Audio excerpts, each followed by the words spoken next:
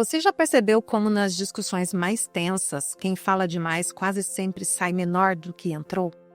A cena é comum. Alguém te interrompe, alguém duvida da sua capacidade, alguém faz um comentário atravessado e de repente você sente o corpo aquecer, a respiração encurtar, a necessidade urgente de responder, explicar, provar, como se o seu valor estivesse em risco. Uma mesa, duas pessoas, um copo d'água pela metade. O som da própria voz tentando preencher o espaço. Quanto mais você fala, mais parece que precisa falar. Já viveu isso? Aquela sensação de que se você não se defender agora, vai desaparecer. E então você argumenta, detalha, insiste, sai da conversa exausto. E no fundo, com a estranha impressão de que perdeu algo invisível. Existe uma verdade incômoda aqui. Quem precisa se afirmar o tempo todo ainda não está afirmado por dentro. A fala vira tentativa de convencer o outro daquilo que você mesmo ainda está tentando acreditar. E isso não é uma fraqueza moral. É humano. Todos nós já fizemos isso. A pergunta é: até quando? Durante séculos, confundimos força com volume. Pensamos que liderança é domínio verbal, que respeito se impõe pela intensidade. Só que observe com cuidado os momentos realmente decisivos da sua vida. Aqueles segundos antes de responder, aquela pausa antes de aceitar uma provocação, aquela escolha de não entrar em um jogo pequeno. Ali, silenciosamente, algo muito maior está acontecendo. O silêncio não é ausência, é contenção. É a capacidade de suportar a própria emoção sem despejá-la no outro. Quando alguém te prova e você não reage de imediato, não é fraqueza, é domínio. E domínio é uma forma de poder que não faz barulho. Repare como as pessoas que mais precisam ser vistas falam sem parar. Elas explicam demais, justificam demais, prometem demais. Já aquelas que têm clareza do próprio valor não sentem essa urgência. Elas escolhem quando falar e principalmente escolhem quando não falar. Talvez você esteja percebendo algo desconfortável agora. Quantas vezes você respondeu só para não parecer fraco? Quantas vezes tentou ganhar uma discussão que no fundo nem precisava existir? Quantas vezes saiu de uma conversa sentindo que traiu a própria tranquilidade só para manter uma imagem? O poder do silêncio começa exatamente aí. No momento em que você percebe que não precisa reagir a tudo, que nem toda crítica exige defesa, que nem toda provocação merece resposta e que a sua identidade não depende da aprovação imediata de ninguém. Fica comigo até o final, porque o que vamos explorar aqui não é sobre se calar por medo, é sobre aprender a usar o silêncio como ferramenta de autoafirmação.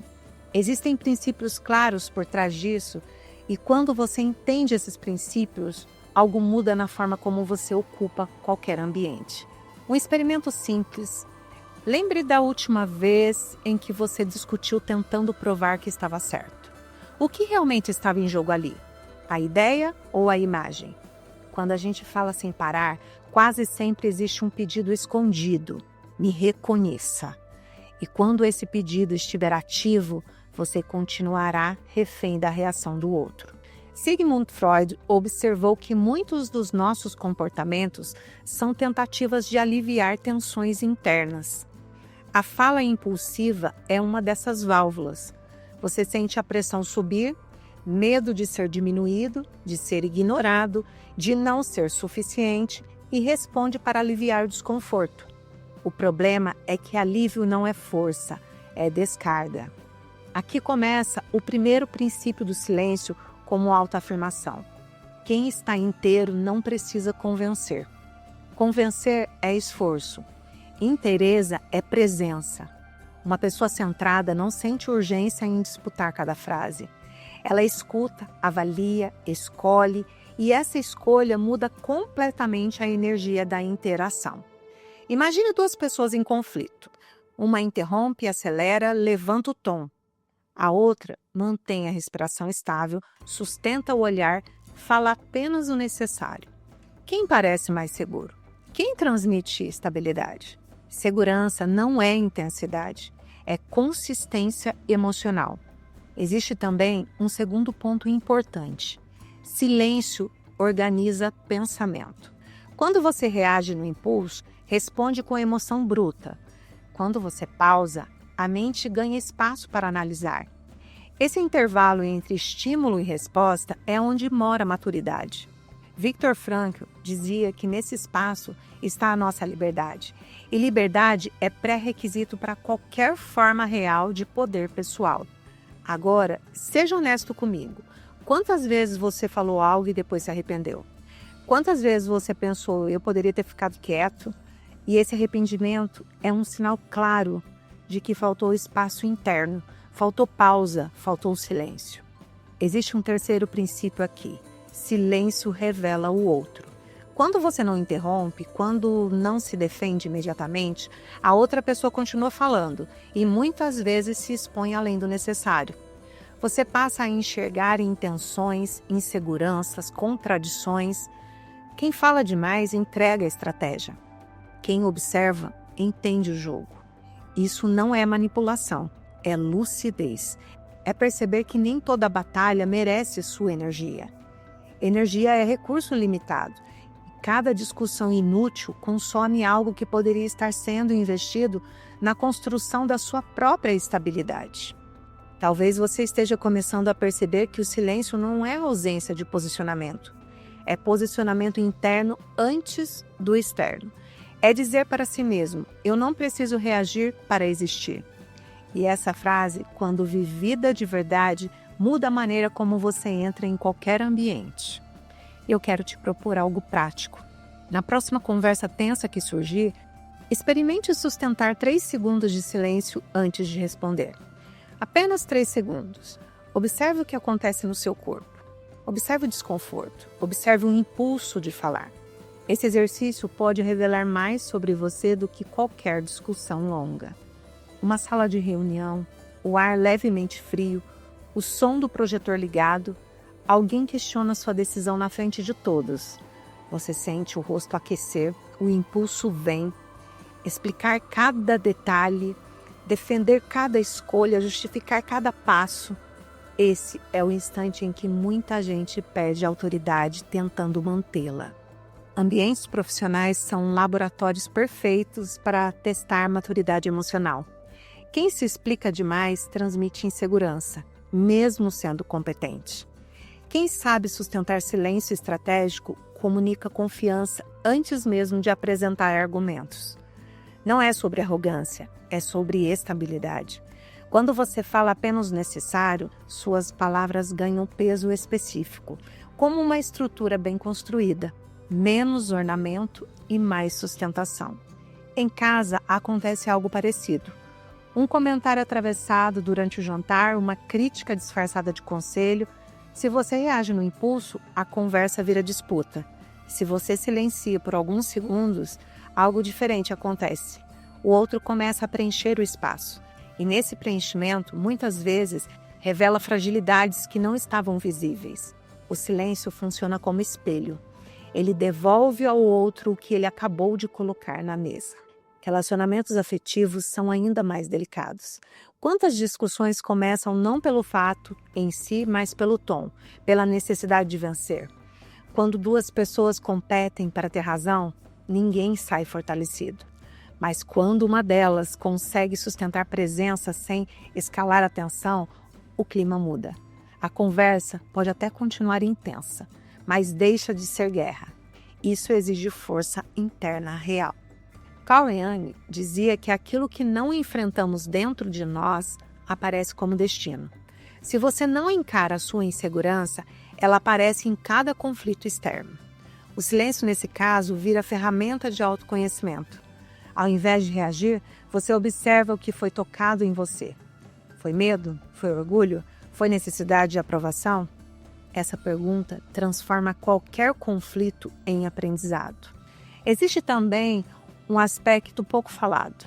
Silêncio cria espaço para a escuta verdadeira. E escuta verdadeira gera compreensão estratégica.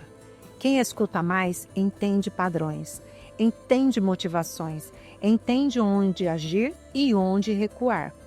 Isso vale para negócios, amizades, família, porque informação é poder. e informação vem para quem observa. Agora, eu quero te provocar. Pense na pessoa que mais te irrita, aquela que parece sempre querer te diminuir. Se na próxima interação você responder menos e observar mais, o que mudaria? Será que você descobriria algo que ainda não percebeu? Será que perceberia que parte da sua irritação nasce da sua própria necessidade de ser validado? Escreva aqui. Em qual ambiente você mais sente dificuldade de manter silêncio consciente? É o trabalho, família, relacionamento? Saiba que nomear isso já é um passo de lucidez. Quando você domina o próprio impulso, algo curioso acontece. As pessoas começam a ajustar o comportamento ao redor. Não porque você exigiu, mas porque você não alimentou dinâmicas pequenas. A autoridade emocional não é imposta, ela é percebida. Um quarto silencioso no fim do dia, a luz baixa, nenhuma plateia, nenhum adversário. Só você e os seus pensamentos. É aqui que a diferença aparece. Existe um silêncio que nasce do medo, aquele que cala porque teme rejeição.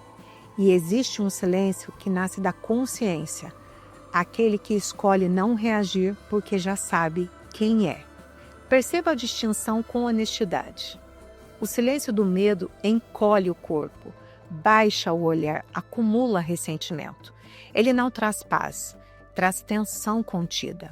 Já o silêncio da consciência mantém a postura firme, a respiração estável, a mente clara. Ele não foge do confronto, ele decide quando o confronto é necessário. Quem silencia por medo se sente menor depois. Quem silencia por maturidade se sente maior por dentro. A sensação é diferente. O primeiro sai com a frase engasgada. O segundo sai com a tranquilidade preservada. Isso é autoafirmação.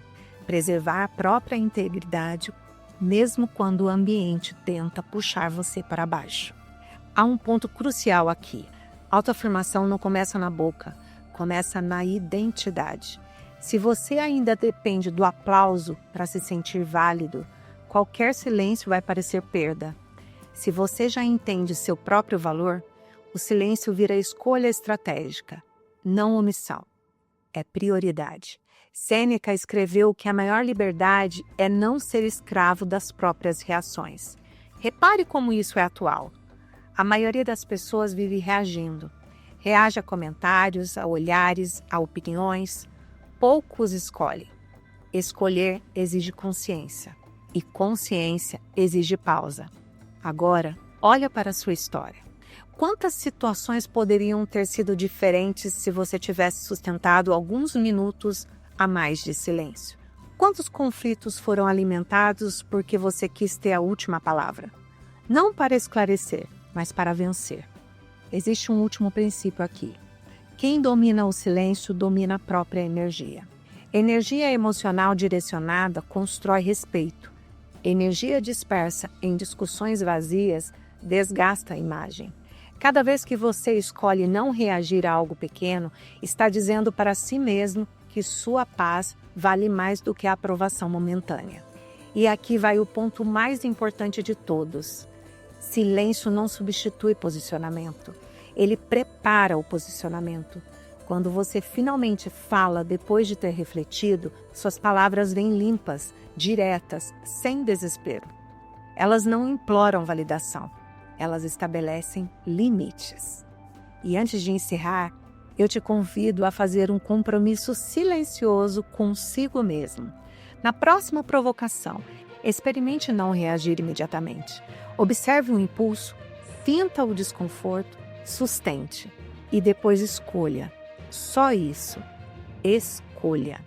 Se essa reflexão fez sentido para você, escreva aqui nos comentários: eu escolho responder, não reagir. Essa frase simplesmente pode marcar o início de uma nova postura diante da vida. O poder do silêncio não está em se calar para sempre. Está em saber que você não precisa provar nada para existir. Quando você aprende a sustentar o próprio silêncio, aprende a sustentar a própria identidade. E uma identidade firme não precisa gritar para ser reconhecida. Se você gostou dessa mensagem, Deixa o seu like aqui abaixo, compartilha esse vídeo com o maior número de pessoas. Gratidão por ter ficado até o final e eu te espero no próximo vídeo. Até lá!